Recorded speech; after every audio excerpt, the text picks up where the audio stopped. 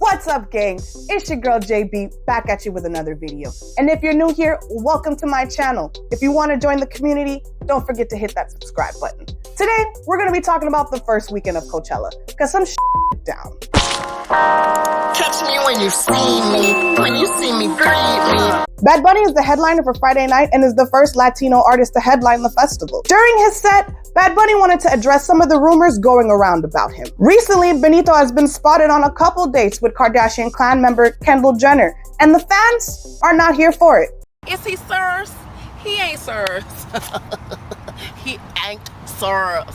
Since the early days of his career, Bad Bunny has never been afraid to express his political views, specifically when it came to topics like misogyny, LGBTQ rights, the cultural appropriation of the Latin culture, and the white colonization of Puerto Rico. In 2020, he released this song, El Pagón, The Blackout, about the rampant power outages that were going on in Puerto Rico at the time. In 2017, Hurricane Maria caused the world's largest power outage and destroyed the power grid in Puerto Rico.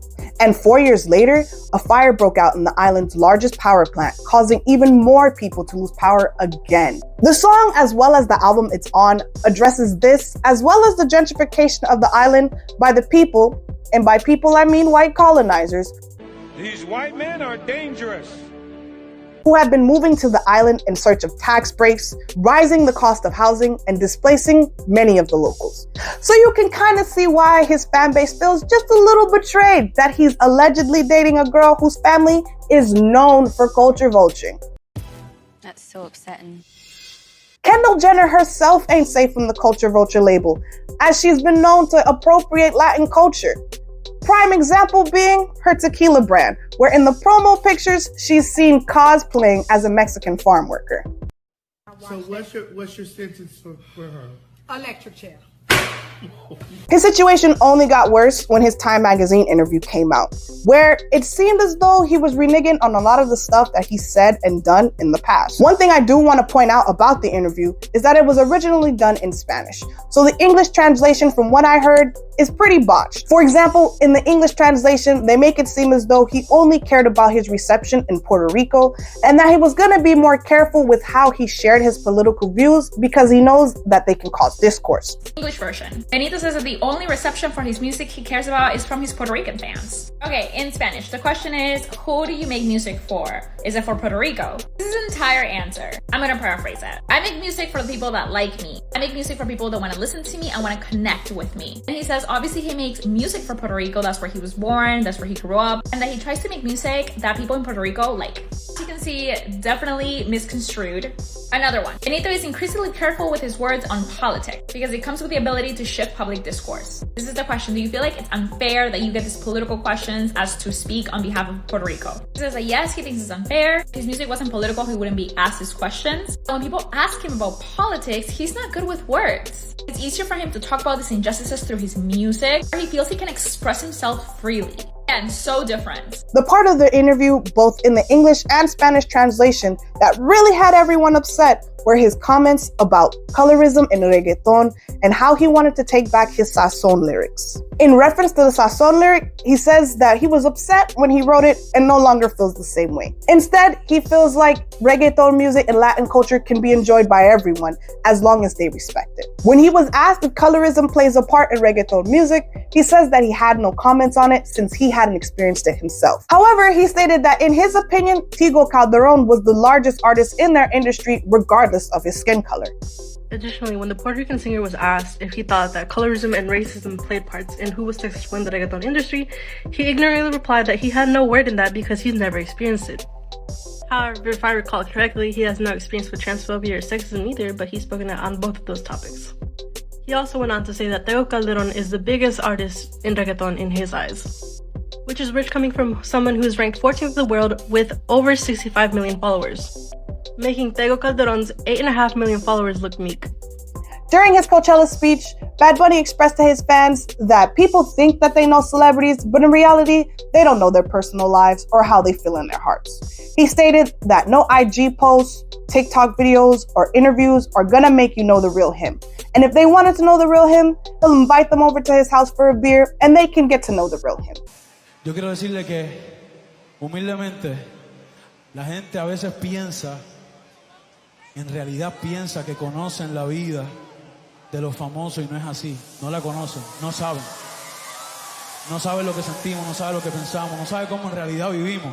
En las redes sociales, en el lugar, en la prensa, se dicen mil cosas, pero nunca podrán saber la realidad de lo que siente un corazón.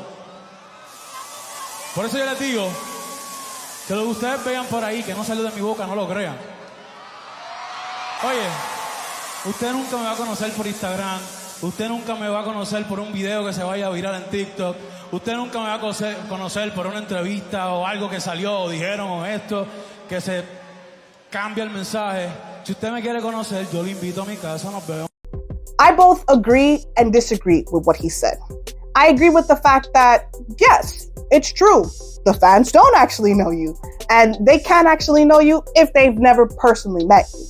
We live in an age where some people have very strange parasocial relationships with their favorite celebrities and think that they know them based off of the small glimpse into their world that they're given, when in actuality, they don't. But what I don't agree with is the fact that, in my opinion, he's clearly gaslighting his fans. Behold Project Gaslight. Besides the music, a majority of his fan base flocked to him because he's so prideful about Latin culture and his political views. But dating a known culture vulture kind of go against a lot of that. And can we get into the fact that he didn't actually address the rumors that everyone was so worried about, whether or not he was dating this girl?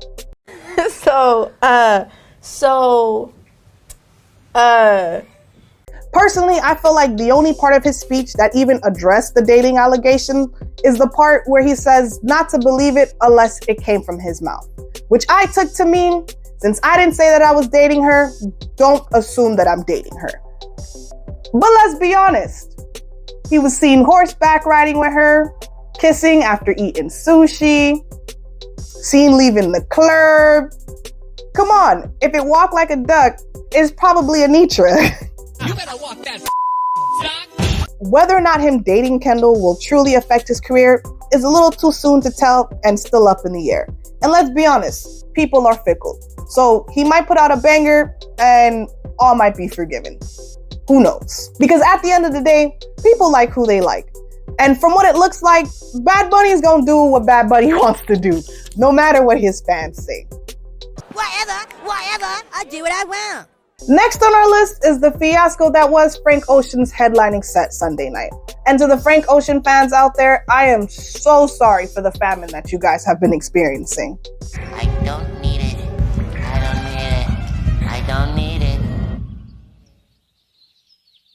I need it! The people have been waiting 6 long years to see this man live again. Frank Ocean was supposed to headline Coachella in 2020, but due to Pandemica's world tour, the festival was canceled for 2 years, and Frank Ocean didn't return for Coachella 2022. So the hype surrounding his performance is understandable, especially since it's been so long since he's even released music, and that was way back in 2016 with Blonde.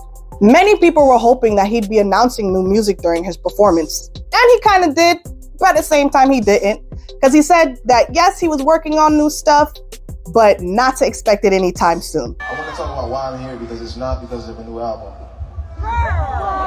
It's because, not that there's not a new album, it's like...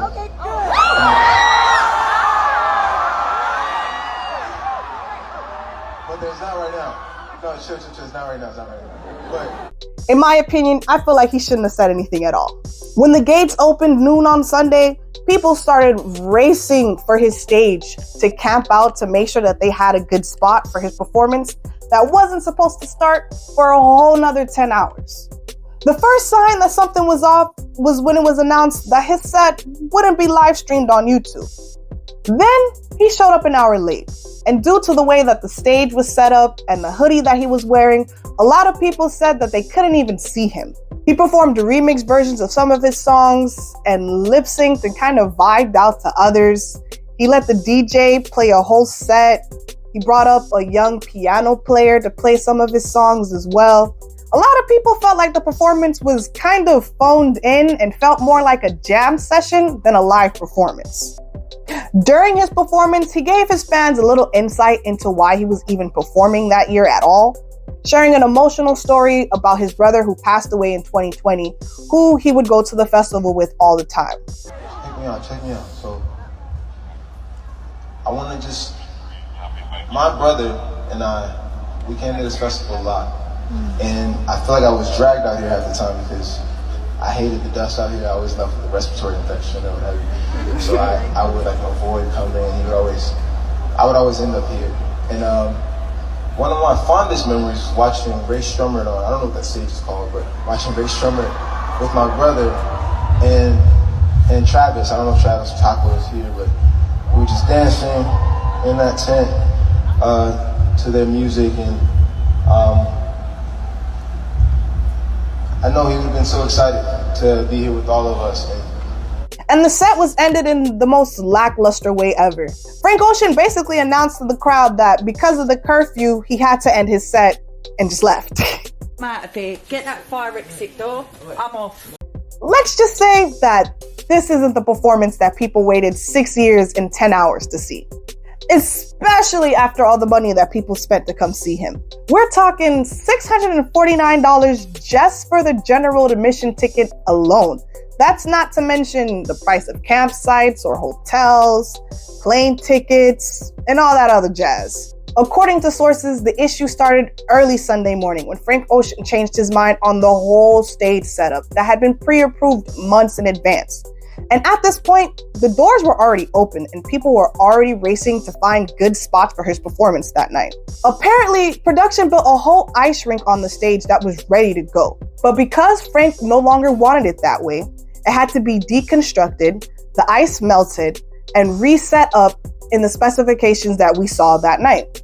The people who can be seen walking around him at the beginning of the performance were some of the 100 hockey players and Olympic ice skaters that were supposed to be performing with him that night.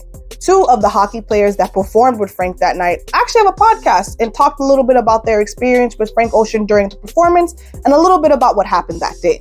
And according to them, they didn't find out about the changes until they got there. Sunday morning shows up. We get our call sheet. We have to go to this hotel to be picked up by a runner to be brought over to wardrobe and makeup. That right there, that moment is when the wheels started to fall off. We get to this hotel. We're told to be there by 12. We then get a text that, the runner's not going to come till 1. We then get another text, they're not going to come till 3. We're then waiting outside at 3. We got our skates. We're ready to rock. The bus of all the other skaters who weren't at Coachella already has arrived.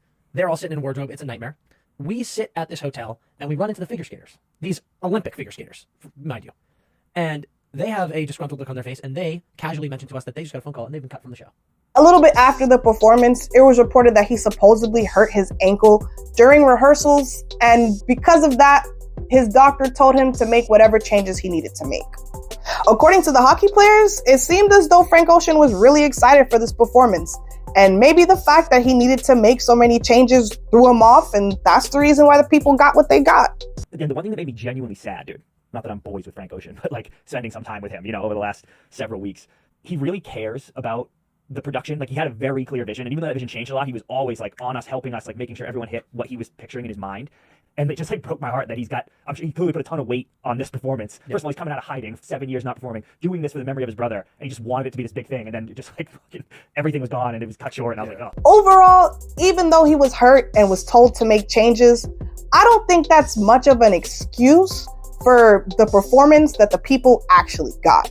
Especially when you got your main fans thinking that they got scammed. I feel like if he would have performed the set all the way through with no weird DJ sets and awkward pauses in between, he could have just sat on the stage in a chair or a stool and the people would have lived for it. Remixes and being late included. I've been seeing on Twitter that a lot of people have been calling him this generation's Lauryn Hill. But in my opinion, Lauryn Hill might be late, but at least she gonna perform the whole time. But honestly, let's be for real. What did y'all truly expect from Frank Ocean? Well, what are you waiting for? I don't know. Something amazing, I guess. The man has never really been the performance type.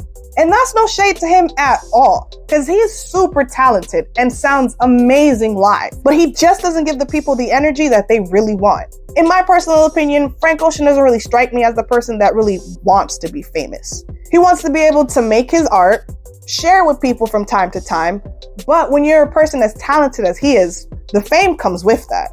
As of right now, Frank Ocean is still the closing headliner for Coachella this weekend. And he's supposedly going through with the ice skating rink idea. But just like the whole Bad Bunny situation, let's just wait and see. Well, I guess we could scratch that. As I was editing this video, it was announced that Frank Ocean will no longer be headlining the second week of Coachella due to them finding 2 sprains and a fracture in his left leg. Hopefully he gets better soon. And last but certainly not least, let's get into some beef. Because what's music without a little bit of drama? During Latto's set, she previewed some new music and it seemed like she was throwing shots at some people. Latto made it clear that she was tired of the sneak dissing and the subtweets, which is kind of funny because she never put a name on it herself. We tired of the subtweets and shit, let me know. In the song, Latto says, bitch think they running shit, but they really ran through. She thought I was finna kiss her ass, must have not took her meds, and said she got a problem, imaginary smoke. You said it's up, then put it on the flow. As soon as it came out her mouth, people were saying that she was talking about Nicki Minaj and Ice Spice. Nicki and Latto's whole beef started when Nicki Minaj's song Super Freaky Girl was removed from the rap category at the Grammys, with the reasoning being that the song was more pop than it was hip hop. In response, Nicki Minaj, in my opinion, stated facts, compared her song to Latto's Big Energy, which was also nominated for the same category, but wasn't removed, saying that if one song is pop, then the other one is pop, and both of them should be removed. If Super Freaky Girl is pop, then so is Big Energy. If you move Super Freaky Girl out of pop and put it in, out of rap and put it in pop, do the same thing with Big Energy, right? Same producers on both songs, by the way, if you want to talk about it. So let's keep fair. Even when I'm rapping on a pop track, I still out rap. Nicki Minaj also expressed that she felt like this was done just to slight her because the Academy was scared of the competition she poses to the newer artists she feels that they are propping up and giving awards that they don't deserve. Latto, who expressed in the past that she herself was a barb, took Nicki's comments as a diss. This started a whole bunch of subtweeting, and even text messages and phone conversations were released. Both claim that the other have been throwing subliminals for months. Low-key, their whole beef is a little deep, and I don't mind doing a whole video on that topic. So if you want something like that, let me know in the comments down below, because I would love to get into some beef. Hey girl, I just wanted to let you girls know that I'm a real messy I'm a messy who lives for drama.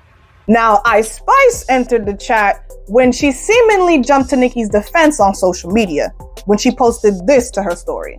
I don't like when the young girlies come for the old girlies. I don't like that.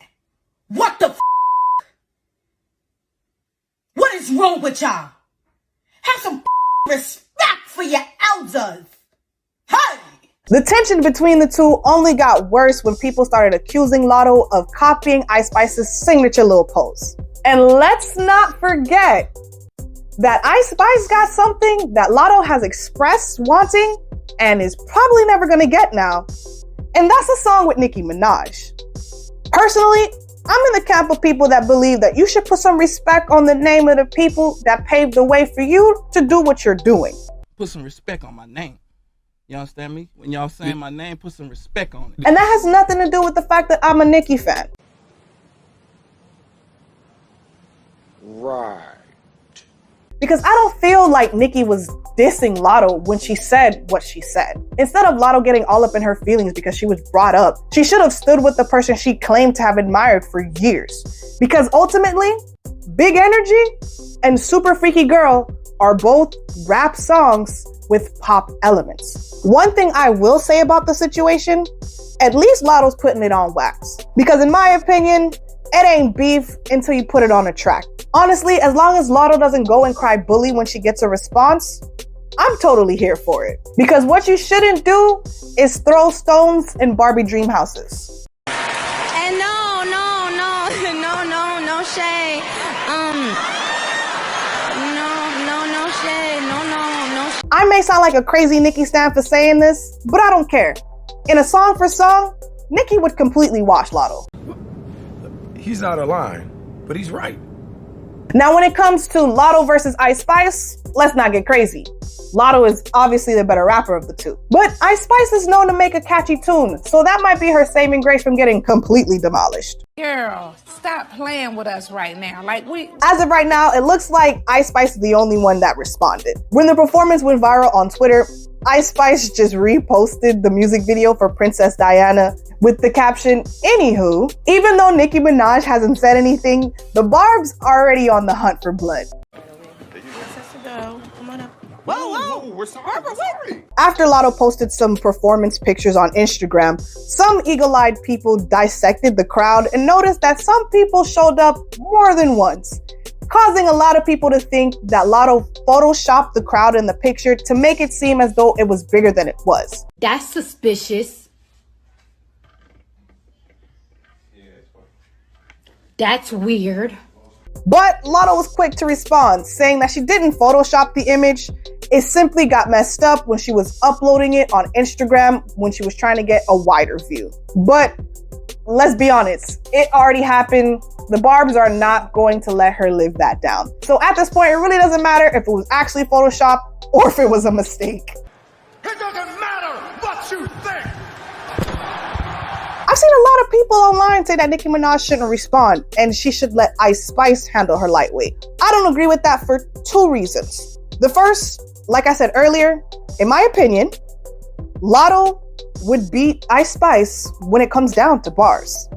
And two, and the second reason is purely selfish. If Nicki Minaj responds with a song, we get new music.